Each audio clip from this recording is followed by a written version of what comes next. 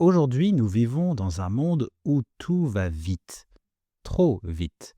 L'information est partout, les écrans prennent de plus en plus de place. Et si apprendre le français devenait une façon de ralentir, de se reconnecter et de redonner du sens à votre temps? Bonjour, je suis Jonathan, professeur de français natif et coach pour tous ceux qui souhaitent gagner en confiance en français. Dans mon podcast, toutes les semaines, vous allez améliorer votre compréhension du français, mais aussi à débloquer votre apprentissage et enfin à mieux comprendre les codes culturels français. Sachez que vous pouvez accéder à la transcription gratuite et aux flashcards sur mon site web www.tavieenfrançais.com. Et si vous avez un moment, vous avez aussi la possibilité d'évaluer ce podcast avec une étoile et un commentaire. Dans cet épisode, je voudrais répondre à une question.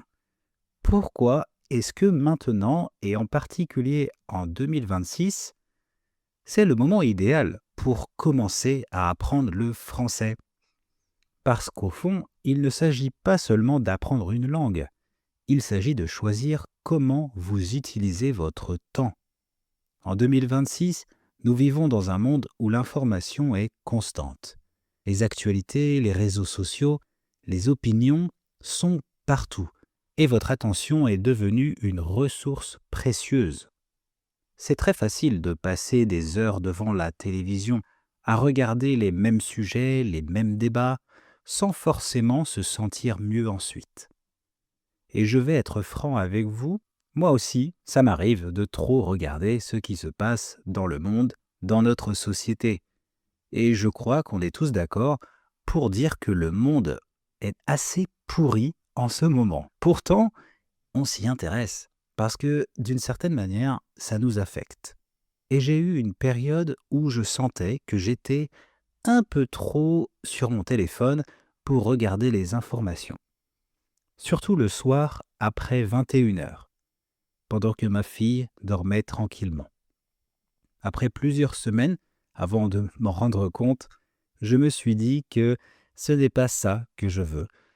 Je ne veux pas me faire encore plus de mal à la tête avec ce contenu anxiogène et négatif pour mon cerveau. Alors je me suis dit, est-ce que je vais arriver à remplacer ce temps inutile par des moments plus utiles?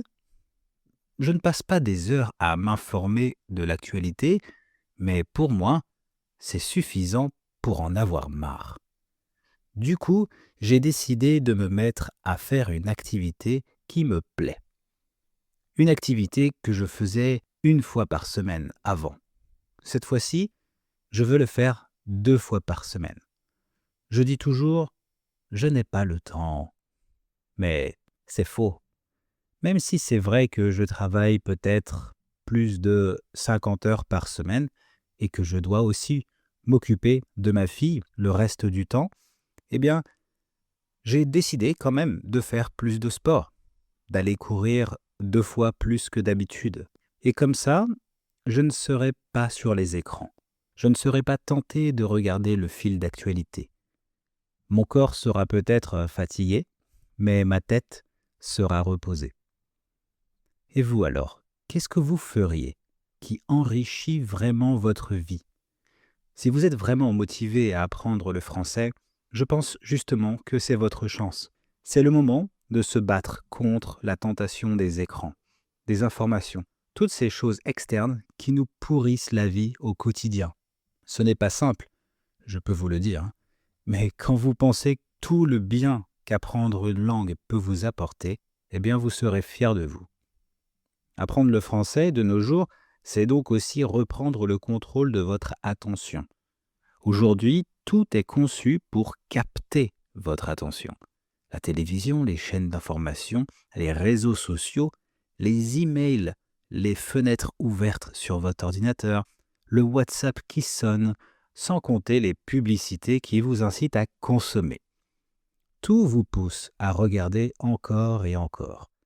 et sans vraiment vous en rendre compte, eh bien, vous pouvez passer 1 heure, 2 heures, parfois plus, à consommer du contenu sans être totalement focalisé sur une tâche. Mais il y a une différence importante. Consommer, ce n'est pas créer. Quand vous regardez les informations, vous recevez des informations. Et quand vous apprenez le français, vous construisez quelque chose. Même 10 minutes par jour, c'est 10 minutes où votre cerveau est actif. Vous écoutez, vous répétez, vous comprenez, vous pratiquez et vous progressez. Et surtout, c'est un choix. Vous choisissez de dire « ce moment est pour moi ».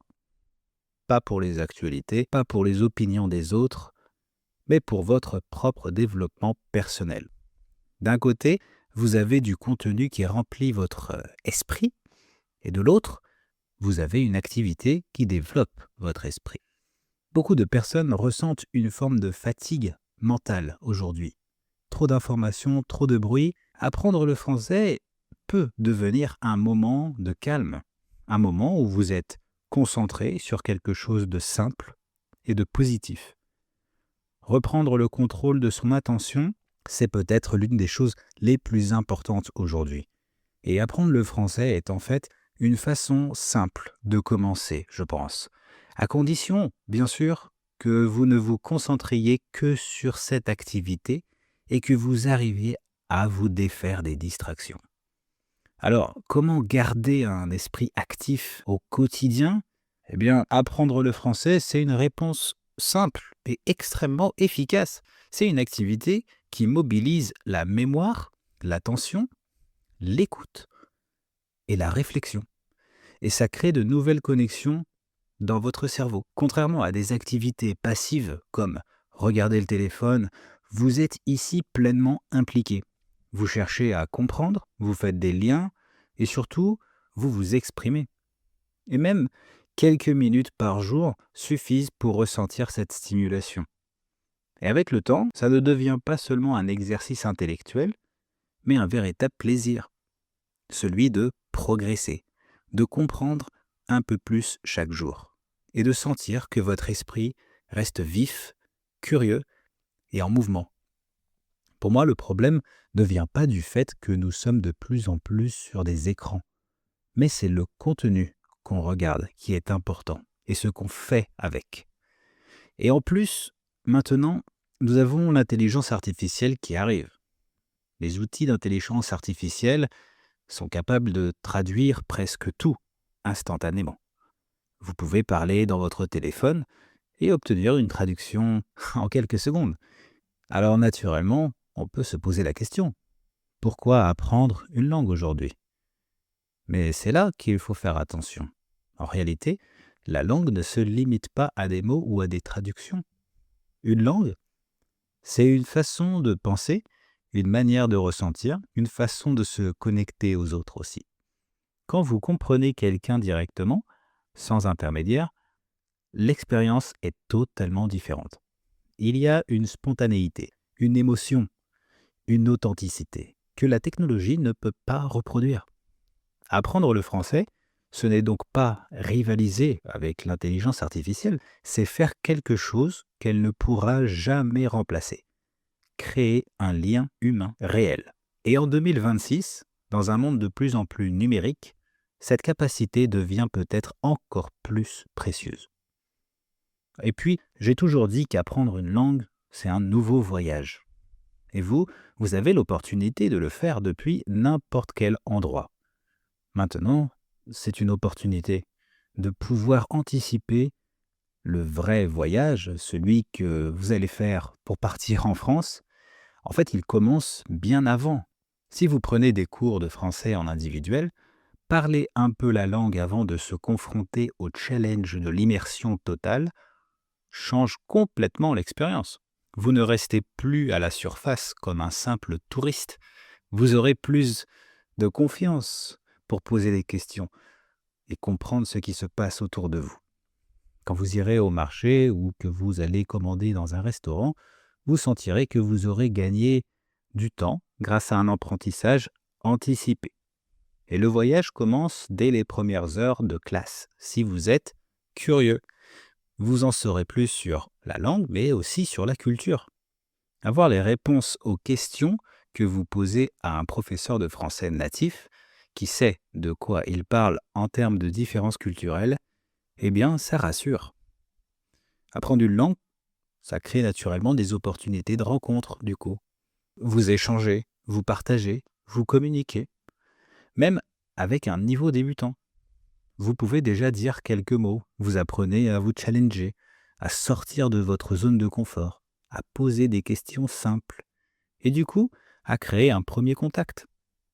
Et souvent, ces petits échanges deviennent des moments très marquants pour les élèves. En tout cas, je pense que c'est important que les étudiants de français qui prennent des cours individuels ressentent une authenticité dans les conversations.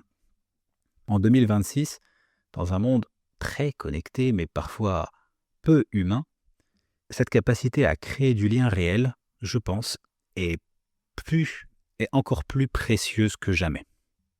Donc si vous avez du temps, la vraie question devient: que faire de ce temps? Apprendre le français peut apporter une structure, un objectif, une direction pour vous. Ce n'est pas seulement une activité, c'est un projet personnel.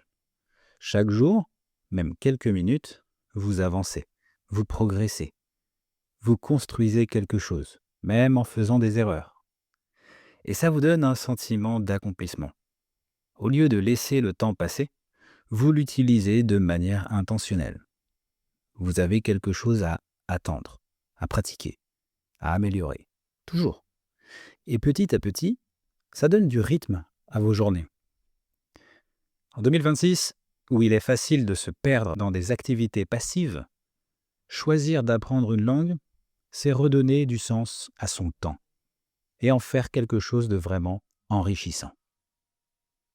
Voilà, on arrive à la fin de cet épisode. J'espère qu'il a été utile. Je ne sais pas ce que vous en pensez, mais n'hésitez pas à mettre en commentaire vos impressions, s'il vous plaît. Si c'est le cas, n'hésitez pas à le partager à d'autres personnes qui en auraient besoin. Et puis, si vous avez besoin de confiance en français, venez pratiquer avec moi. Si ça vous intéresse, je vous laisse le lien dans la bio pour un appel gratuit avec moi. Merci encore de m'écouter chaque mercredi. C'est un vrai plaisir pour moi de créer ces épisodes. J'espère que c'est aussi votre cas. Et pour terminer, n'oubliez pas, le monde veut nous priver de liberté, mais si on cherche bien, on la trouve toujours. À la semaine prochaine les amis. Ciao.